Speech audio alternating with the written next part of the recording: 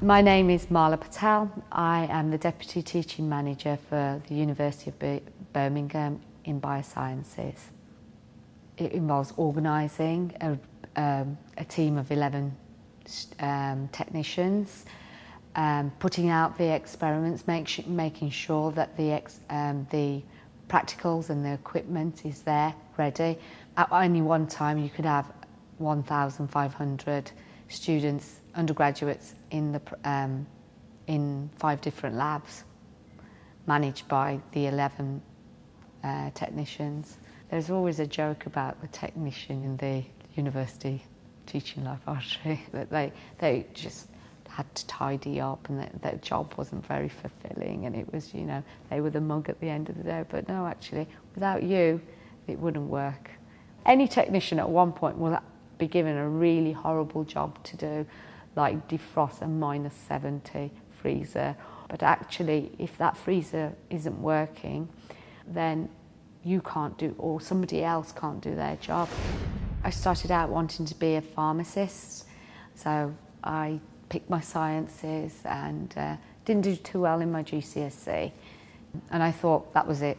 I would never be able to do pharmacy, and I would never do anything in science. But actually, I ended up going to college and doing studying to do a BTEC National Diploma in Science, which opened all sorts of doors. And I actually did go on to university to do biochemistry, and then later on microbiology and virology. I got a 2-2, and again, I wanted to stay in research, and you really needed a 2-1, so the next best thing would be to actually work in a university. So I did a year out in industry, working for food labs and testing labs, and built up my experience to actually apply and get the right experience to work as a research technician at the University of Birmingham. I applied for a job as a research technician, working on a project with testing air filters for the MOD. That was my first job here. I've worked for 4 different groups in 16 years, building up a vast amount of molecular and biological and chemical techniques, which has then helped me secure a job in management, managing the teaching labs here.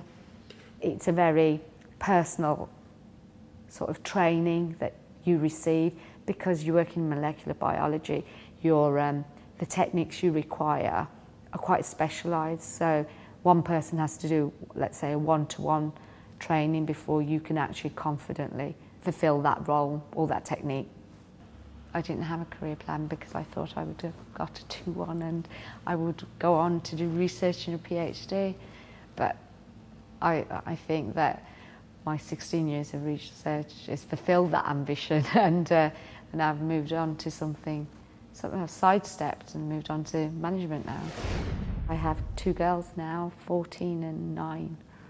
I've worked full-time while my children, both of the girls, were young. It's better for me to have a more technical and support role where I'm in one location, one university. I'm first generation British, born Indian here. My father worked as a labourer in the British Steel, and my mum was a machinist. As my mum and dad had their family, they realised they wanted to spend more time with their children, so they bought a corner shop. So I spent my whole childhood until the time I left university, you know, helping my mum and dad in their corner shop business. I'd consider myself as not a clever person, but a hard worker.